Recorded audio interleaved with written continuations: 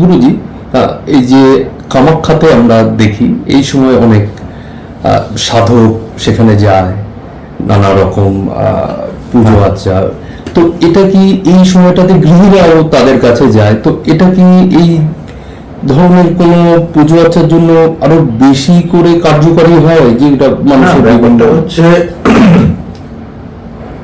আমি বললাম না, ভারতবর্ষের কামাখ্যায় এখানে একটা মেলা উৎসব করা হয়। মন্দিরের দরজা তো 3 রাত বন্ধ থাকে, 4 দিনের দিন খোলা।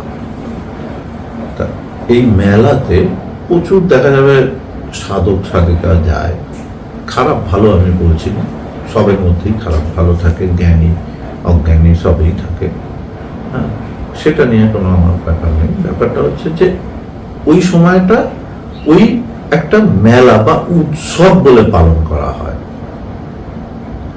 আচ্ছা, সাধকদের কাছে সেটা খুব গুরুত্বপূর্ণ উৎসব একটা।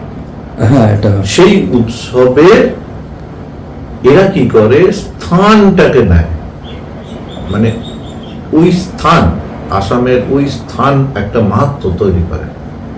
সেই স্থানে গিয়ে ভিড় করে নিজেরা তো জপ তপ যা করলো এবং স্থান মাহাত্ম্যের কিছু ফল নিয়ে আসার চেষ্টা করে। এবার জেনারেল লোকেরা কি করে, জেনারেল লোক কেন বলা হয় যে জেনারেল, বা এরা এরকম এরা ওরকম। জেনারেল মানে সে কোনো কিছুতেই ইনভলভ না, আবার সবের মধ্যে ইনভলভ। তারা কি করে, আমি সেই স্থান মাহাত্ম্য বা জব দ্বারা তার ফল সেটা গ্রহণ করতে সক্ষম না। যারা করছে তাদের ছুঁয়ে যদি কিছু পায়, আচ্ছা, এই আশায় তারা যায়। কেউ কেউ ভালো ফলও পায়, আবার কেউ কেউ খারাপ ফলও পায়। গেলাম অনেক সর্বশান্ত হয়ে এলাম, আবার কেউ কেউ অনেক কিছু নিয়ে এলো, এটাই হয়। তা সেই চাহিদায় লোকে যায়, আসে।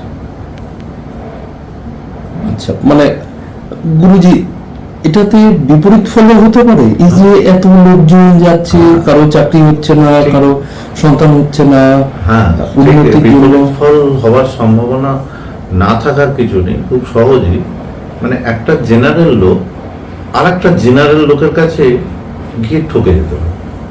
ওই জেনারেলের আবার আপ ডাউনস আছে, মানে দুটো জেনারেলের সমান বুদ্ধি হয়। এমন কোনো সাধু থাকে না মানুষকে ঠকায়। সাধু বেশি জেনারেল লোকই থাকে যারা মানুষকে ঠকায়। আর এই মেলায় ওরকম সাধু বেশি জেনারেল লোক প্রচুর আছে, যাদের বুদ্ধিটা এই জেনারেল থেকে একটু বেশি, যে যাকে ঠকায় সেহেতু তাকে একদম নিঃস্ব করে দিতে পারে। বেসিক্যালি কোনো সাধু কাউকে ঠকায় না, এগিয়ে নিয়ে যায়। সাধুর উদ্দেশ্য কখনোই না যে তোমাকে ঠকাবো। তোমাকে কি ঠকিয়ে পাবো? সাধু সাধু তো আগেই নিজেকে ঠকিয়ে চলে গেছে। এই জগতে যা কিছু আছে সেগুলোকেই সাধু বুঝেছে আমি এইগুলো ঠকবাজির মধ্যে পড়ে গেছি। যা কিছু আমরা নিয়ে চলি জেনারেলি সেগুলো সব ঠকবাজি। তা সেটাকে বুঝে সে এই ঠকবাজিগুলোকে ছেড়ে দিয়েছে, আর অপরকে কি ঠকাবে। বুঝতে পারছি, সে নিজেকেই নিজে ঠকিয়ে রেখেছে। যাই হোক, আরেকটা যে কথায় আসছিলাম, যে তাহলে এই 16 দিনের পুরস্কারটা কারা করবে? 16 দিনের পুরস্কার হচ্ছে তারা করবে যত উচ্চ মার্গের সাধক হবেন। যারা গৃহী তাদের জন্য বিধি পঞ্চাঙ্গ পুরস্কার করলেই হবে। গৃহীর মধ্যেও থেকে যারা আরেকটু উপর লেভেলে করবে সপ্তাঙ্গ করতে পারে। আবার গৃহী সাধকই যখন সন্ন্যাস গ্রহণ করে চলে যায়, তারা কিন্তু 16 দিন পালন করে। 16 দিন ধরে এই পুরস্কার। এই 16 দিনেরও ব্যাখ্যা একদমই ইজি, যে মানে এই 16 দিন আলাদা কোথায় গেল আর কি হলো, কিছুই না। আমরা জানি, একটু আগে কি বললাম, যে 3 রাত্রির 4 দিন, মানে এইভাবে পালন করতে। হ্যাঁ, একটা সাধারণ সাধারণ। হ্যাঁ, 3 রাত্রির 4 দিনে মানে 8 প্রহরে একদিন হয়। দিনের 4টে প্রহর থাকে পূজা, জপ, পূজা, প্রাতঃকৃত, সন্ধ্যা, পূজা, এর মধ্যে দিয়ে কাটাতে হবে। আর রাতের 4টে প্রহর থাকে জপের দ্বারা কাটাতে হবে। এইভাবে 8টা প্রহর। এই আবার কি করলো যে 4 দিনে কেন বলছে, দেখো আমরা চারটে রাতের প্রহরকে এক জায়গায় নিয়ে আসতে চাই, তাই 4 দিনে 4 প্রহর রাতের বলছে। বুঝে গেল? মানে একটা সার্কেল তৈরি করতে হয়। জপ কখনো বা আমাদের শাস্ত্রে বলছে যে জপ হচ্ছে মালা,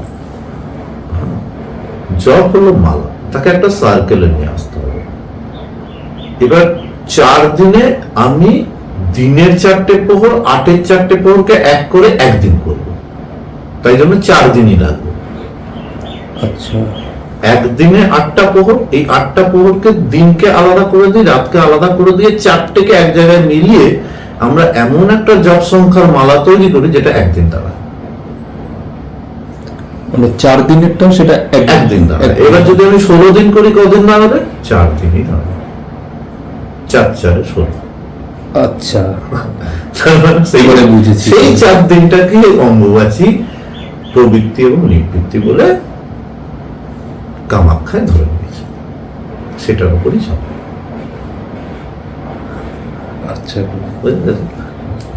মনে হয় মানে এইটা যেহেতু ভিডিও করা হচ্ছে, যারা শুনবে, জানবে, বুঝবে, তারা একটু অন্যরকমই বুঝবে বা শুনবে, কারণ হয়তো এরকম শোনেনি বা জানে না।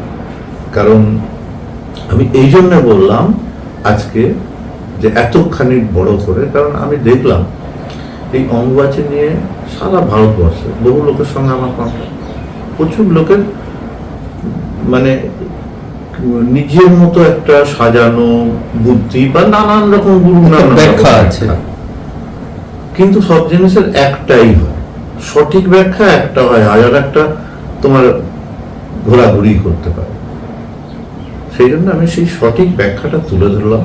এবার সেখান থেকে বুঝে নাও তুমি কি শুনেছো, আর কি জেনেছো, আর কি বুঝেছো। আচ্ছা, ঠিক আছে? আচ্ছা, বুঝেছি। প্রণাম।